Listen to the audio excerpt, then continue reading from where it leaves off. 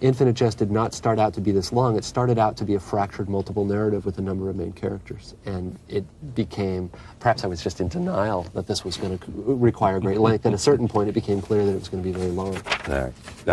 Feminists are always saying this. So feminists are saying white males have, okay, I'm going to sit down and write this enormous book and impose my phallus on the consciousness of the world. And you say? If that was going on, it was going on at a level of awareness I do not want to have access to. Do you still play tennis? I do play tennis. I no longer play competitively. You played as a junior. And you were competitive and good. I was good. I was not even very good. I was between good and very good. I was good on a regional level. And one of the things about writing the piece about Michael Joyce, who was 100th in the world and junior champion, is I really had to realize that there were a lot of levels beyond the level that I was on. That essay for me, which I know you haven't asked me about and now I'm talking about, is ended up.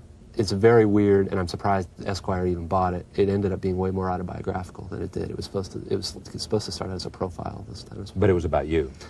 Yeah. Unfortunately, a lot of these I think end up being. I think so too. As a couple of reviewers have pointed out. Therefore, back to David Lynch. How is that about you? Trying to think of a way so that this will have anything to do with what we've talked about before. Imagine you're a hyper-educated avant-gardist in grad school learning to write. Right. Screen gets all fuzzy now as the viewer is invited to imagine this. Coming out of an avant-garde tradition, I get to this grad school, and the grad school turns out all the teachers are realists. They're not at all interested in postmodern avant-garde stuff. Now, there's an interesting delusion going on here. So they don't like my stuff.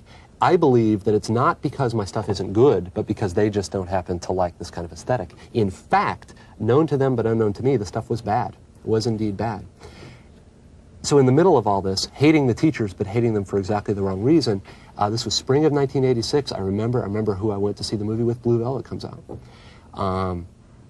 Blue Velvet comes out. Blue Velvet is a type of surrealism. It may have debts. There's a debt to Hitchcock somewhere, but it is an entirely new and original kind of surrealism. It no more comes out of a previous tradition or the postmodern. It is completely David Lynch.